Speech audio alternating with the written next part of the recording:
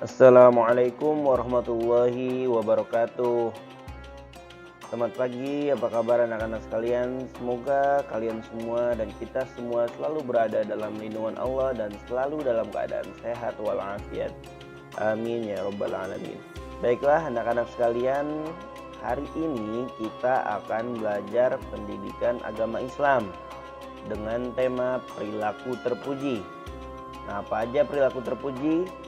Sifat hemat, rendah hati, gemar membaca, dan pantang menyerah. Baik, sebelum kita masuk ke penjelasan, silahkan kalian buka buku paket kalian di halaman 86.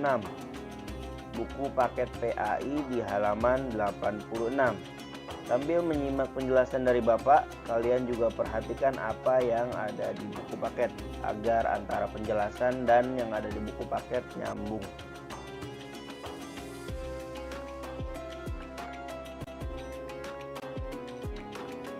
Oke, adapun rangkaian materi yang akan kita pelajari pada hari ini yaitu rendah hati,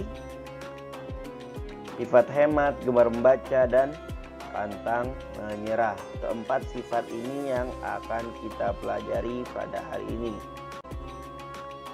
Jadi tolong disimak videonya dari awal hingga akhir. Seperti biasa, ada beberapa hal atau ada beberapa materi yang tidak tercantum di buku paket. Maka dari itu, simak video ini dari awal hingga akhir.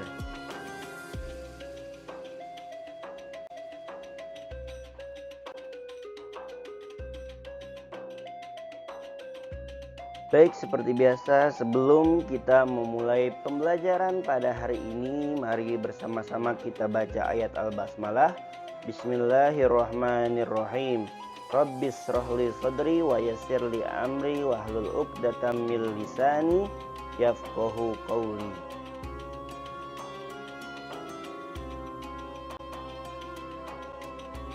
Masuk ke penjelasan yang pertama. Sifat rendah hati. Nah, ini kita sudah sering belajar nih. Rendah hati dalam istilah Islam dikenal dengan sebutan tawadu. Rendah hati dalam istilah Islam dikenal dengan sebutan tawadu. Lawan dari sifat ini adalah takabur. Takabur artinya sombong, sedangkan tawadu artinya rendah hati. Orang yang memiliki sifat tawadu akan terhindar dari sifat ria. Nah, orang yang rendah hati insya Allah akan terhindar dari namanya sifat ria. Apa itu ria? Yaitu melakukan kebaikan dengan niat ingin dipuji orang lain. Beda halnya dengan orang yang melakukan kebaikan hanya mengharap ridho Allah semata. Nah, itu bukan dinamakan ria. Nah, kalau yang melakukan kebaikan karena ingin dipuji oleh orang lain, itu yang disebut dengan ria. Orang yang rendah hati menyadari bahwa dirinya hanya manusia biasa yang memiliki keterbatasan dan ketidakmampuan diri sendiri, sehingga dengannya seorang tidaklah angkuh. Orang yang punya sikap rendah hati jauh dari sifat sombong, jauh dari sifat menyombongkan diri atau dikenal dengan sebutan ria. Nah, itu dia. Jadi sombong itu perilaku yang dimiliki oleh siapa tuh? Sombong dimiliki oleh makhluk yang namanya iblis. Ketika diperintahkan oleh Allah untuk menyembah Adam, malaikat maksudnya. Ketika diperintahkan seluruh makhluk untuk bersujud kepada ciptaan Allah yang bernama manusia atau Adam, malaikat menuruti apa yang Allah perintahkan. Nah, hanya saja satu makhluk ini tidak menuruti. Aba wastakbar. Iblis ini tidak mau bersujud kepada Adam dengan alasan khalaqtahu min nar wa khalaqtahu min tin. Aku diciptakan dari api, sedangkan Nabi Adam diciptakan dari tanah. Nah, iblis merasa jauh lebih baik daripada Nabi Adam, maka dari itu dia tidak ingin bersujud kepada Nabi Adam. Nah, setelah peristiwa itu akhirnya iblis diusir dari surganya Allah Subhanahu wa taala. Nah, itulah kalau orang sifat sombong maka akan mendapatkan perlakuan yang tidak baik juga. Maka dari itu marilah kita menjauhi namanya sifat sombong, sifat ria, karena kita selaku manusia tidak sedikit pun pantas untuk menyombongkan diri, karena yang pantas sombong hanyalah Allah Subhanahu wa Ta'ala yang memiliki segalanya.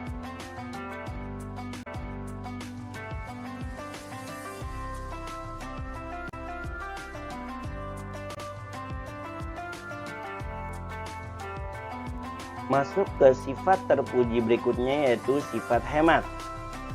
Dalam Kamus Besar Bahasa Indonesia, hemat artinya berhati-hati dalam membelanjakan uang dan lainnya.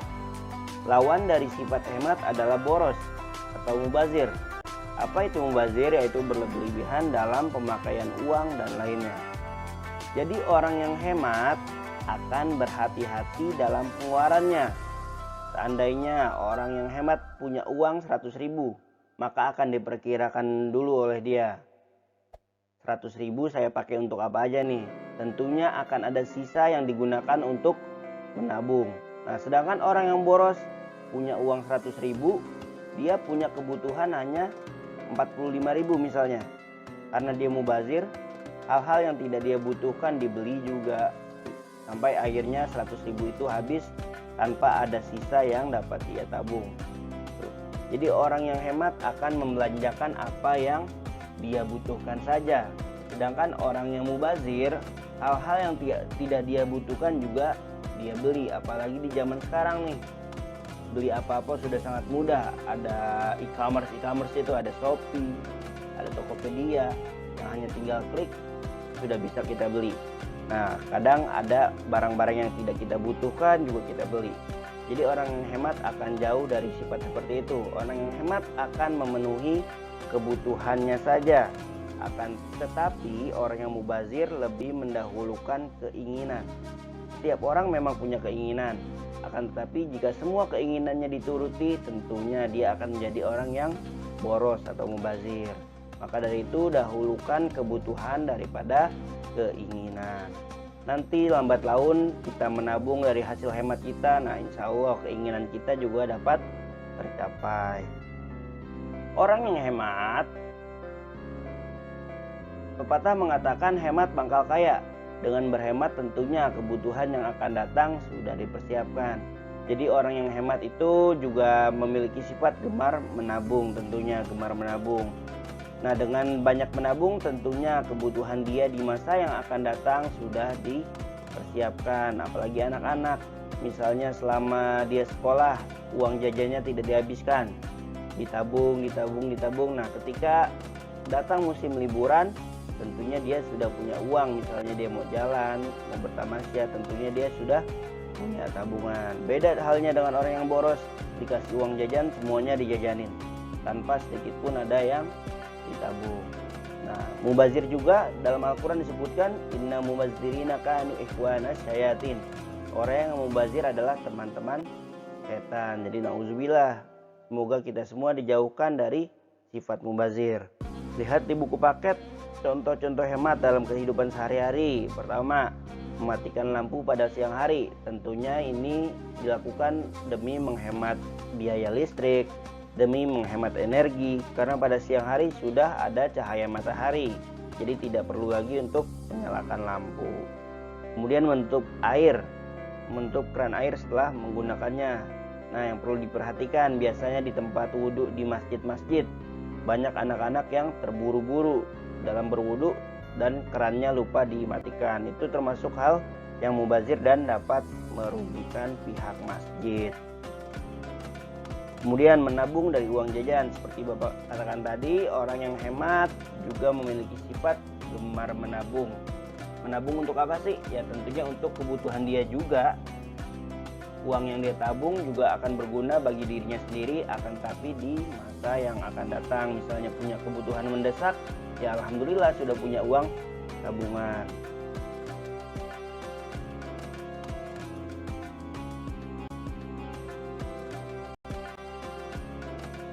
Selanjutnya, gemar membaca. Wahyu pertama yang turun kepada Nabi Muhammad SAW adalah membaca. Kalian ingat ya, Jadi wahyu yang pertama kali turun di saat Nabi berdiam diri di Gua Hiro yaitu surah Al-Alaq ayat 1-5, di mana surah Al-Alaq tersebut berisi tentang perintah membaca. Iqra bismi rabbikal ladzi khalaq. Itu ya, Iqra. Iqra itu artinya bacalah. Hal itu merupakan sebuah bukti nyata, bukti real, bukti kuat bahwa membaca merupakan satu hal yang sangat penting. Karena wahyu itu merupakan satu hal yang sangat krusial, sangat penting. Nah, wahyu yang pertama kali diterima Nabi yaitu berupa perintah membaca. Nah, oleh karena itu membaca merupakan satu hal yang sangat penting. Reading is a window to the world. Membaca membuka jendela dunia. Dengan membaca kita akan banyak tahu. Dengan membaca kita juga akan membuka jendela dunia. Walaupun kita berada di Indonesia, dengan banyak membaca bisa saja kita mengetahui apa yang ada di luar negeri. Sekarang baca nggak harus baca buku beli dulu, enggak. Kan sekarang di online juga banyak, di Wattpad, di ensiklopedia online juga udah banyak sekarang tersedia. Nggak perlu uang mahal dulu untuk menumbuhkan minat membaca, karena sekarang sudah banyak banget e-book online tuh. Jadi tinggal kalian cari, misalnya kalian hobi tentang astronomi, bisa kalian cari ensiklopedia tentang astronomi, tentang agama Islam, banyak juga buku-buku tentang agama Islam. Jadi sekarang sudah sangat mudah untuk mencari buku-buku karena dalam bentuk buku e-book atau electronic book online. Selain itu, membaca juga dapat menambah pengetahuan. Tentunya dengan membaca pasti pengetahuan kita akan bertambah. Menambah informasi yang kita dapat baik di dalam negeri ataupun di luar negeri. Memperbanyak ide. Dengan membaca tentunya akan banyak ide-ide yang hadir. Kemudian dengan banyak membaca juga akan menjadikan kita pintar.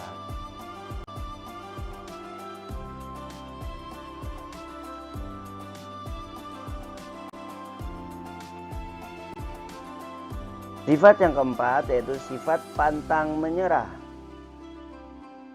Orang yang memiliki sifat pantang menyerah tidak akan mudah mengeluh. Karena dia punya keyakinan bahwa setelah kesulitan akan ada kemudahan. Seperti yang dikatakan oleh Allah dalam firman-Nya di surah Al-Insyirah, Inna ma'al usri yusra wa inna ma'al usri yusra. Allah mengulang kalimat tersebut 2 kali. Artinya Allah meyakinkan pasti setelah kesulitan akan ada kemudahan. Tentunya kita tidak boleh pantang menyerah. Misalnya kita mendapatkan kesulitan sekali, udah nyerah dah, saya malas dah, saya nggak bisa dah, saya putus asa. Nah, kalau yang kayak gitu tentunya nggak akan dapat kemudahan. Nah, orang yang akan mendapat kemudahan setelah kesulitan tentunya orang yang pantang menyerah. Ketika mendapat kegagalan sekali, dia coba lagi, kegagalan lagi, dia coba lagi, sampai akhirnya dia mendapatkan keberhasilan. Orang yang memiliki sifat ini akan jauh dari sifat putus asa, karena dia akan selalu mencoba dan terus mencoba sampai menemui keberhasilan yang ia tuju. Jadi gitu ya. Orang yang pantang menyerah akan jauh dari kegagalan, akan jauh dari sifat putus asa, karena segala kegagalan yang dia dapatkan akan dijadikan olehnya sebagai cambuk atau sebagai pelajaran untuk menjadi lebih baik lagi. Sedangkan orang yang mudah menyerah, tentunya ketika gagal sekali langsung menjudge dirinya, oh saya tidak bisa. Nah, tentunya tidak akan mendapat kemudahan.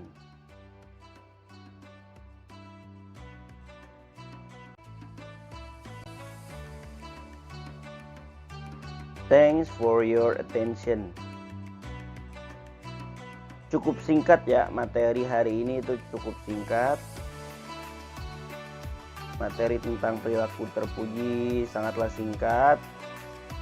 Jadi cukup sekian materinya. Apabila ada yang ingin ditanyakan atau ada penjelasan yang kurang jelas atau ada salah-salah penjelasan dari Bapak, mohon dikoreksi atau ditanyakan kepada Bapak. Terima kasih atas perhatiannya. Adapun untuk penugasan seperti biasa kalian kerjakan halaman 88 sampai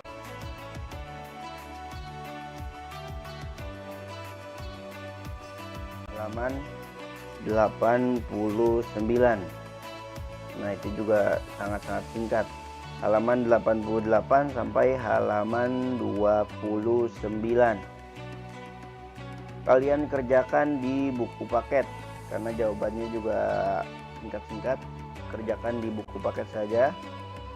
Dan Bapak ingatkan kembali, jangan karena tiap minggu ada laporan penugasan kalian menunda-nunda pekerjaan rumah. Jangan, nanti ujung-ujungnya jadi numpuk dan kalian gak kerjain. Jadi silahkan kalian kerjakan sekarang juga karena sangat singkat, dan segera dikumpulkan ke link yang Bapak share. Oke, hari ini cukup sekian. Terima kasih atas waktu dan perhatiannya. Semoga kita semua selalu dijaga kesehatannya oleh Allah, keluarga kita, saudara kita, dan semuanya. Dan semoga pandemi ini segera berakhir. Akhirul kalam, aku lakum. Wassalamualaikum warahmatullahi wabarakatuh.